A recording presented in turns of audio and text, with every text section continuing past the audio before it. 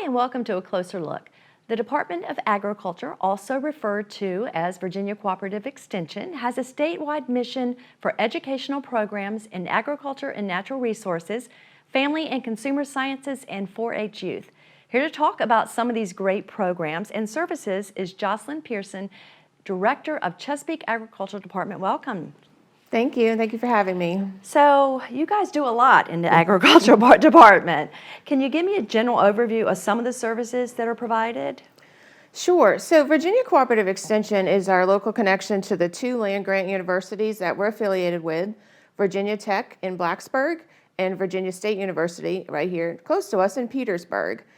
We have a lot of different activities and programs that we do.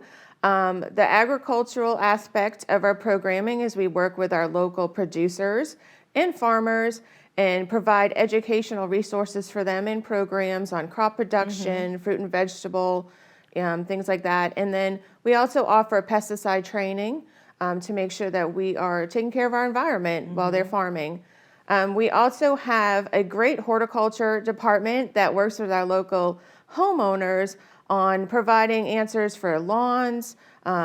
This is the time of year that everyone is out and about now that it's getting nice, so there'll be a lot of questions about lawns, plants, some plant disease, and they may even see some insects that they're not sure about, so they can call our office and we can help ID them and help them do that. And we also have a great Master Gardener volunteer group that is always hosting a help desk 3 times a week to answer any questions that the clients may have. We also offer programs on financial literacy. We have nutrition education for adults and youth, and we also provide food safety classes as well. That's amazing. And I know I was looking at the website because you are on the city website under agriculture, and I just was amazed by like the financial training and everything that you offer. So if I'm a homeowner, and again, this is the perfect time of year to talk about this, and I'm out there and I'm looking at what is wrong with my hydrangea, something's going on with it, so I can call and describe it, or should I bring it in, or can I bring it in? If there's just not my whole plant, but like a leaf, or can you submit a sample, or? Yeah, so there's many different ways that you can do that. If you're really busy, everyone has a busy schedule. Sure. A lot of times people end up taking a picture and sending it through email to us to identify. If it's something that they need a little bit more identification, we might ask you to come and drop off the stem or the leaf, depending on where it is. And then it may just be your soil, so we might recommend doing a soil test through the university to make sure that we can see what's going on, underneath the soil. Now, is this a free service for homeowners? So answering the questions and doing all the IDs is free. However, the soil test does cost some $10 per soil test, but it gives you a very detailed description of what's going on and some recommendations as well to help your soil be healthy depending on what you're growing in that area. All right, that's good to know. I've got some things I want to send in.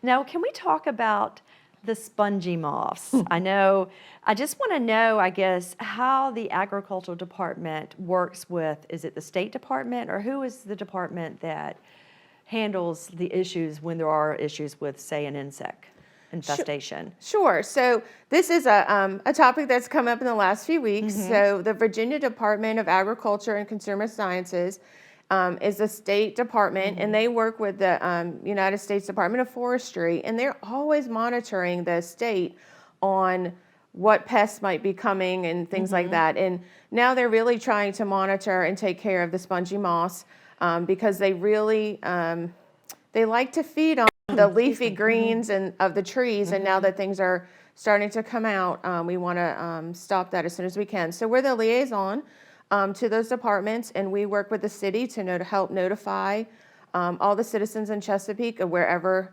a treatment may be happening. And then if there is something specific, a case that they need more information, they might ask us to go look at something with them. Okay, so it's one of those things that you always have to sort of be waiting to see what's next. And yes, definitely. So talk about the 4-H overnight camp. Sure. So the camp is only one part of the 4-H program. We do have like clubs, and we work with the schools and homeschool groups to do a lot of things. But this time of year, we're all about summer camp because we are gearing up. So we have a week-long summer camp that we actually go 5 nights away into Wakefield at the Airfield 4-H Educational Center. We have a great group of teens that will start training very soon, adult volunteers and staff. The kids are able to go kayaking, they can go canoeing, they can do shooting education, they get on the high ropes. They get to, really truly experience the outdoors and away from all the technology that they've had to endure over the school year. So it's a great program. Camp is we still have spots available for 4-H camp. So if you're interested, just call the extension office and we'll be able to set you up with some information. And what is the age group of that? 9 to 13. Oh, shoot. No.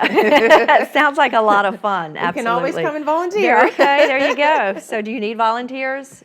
We always need volunteers for programs because sometimes something comes up and they're not able to attend, and so we're always looking for volunteers. So other than camp, talk about some other events that are coming up. I know you guys have a big sale coming up that you do every year. Sure. So our Master Gardeners have their annual plant sale that's coming up at the end of the month, so April 29th and 30th at this Battlefield Park, and they have hundreds of plants, of varieties of trees and shrubs for you. And this all helps to benefit their programming that they do throughout the year in the city. And if you want to become a Master Gardener, you also Yeah, spearhead that program as well. We do. So if you're interested in becoming a Master Gardener volunteer, all you have to do is contact our office and we'll provide you the information to gear up. They just finished their class. Graduation was last night, so the new class will be starting again very soon. And how long is the class?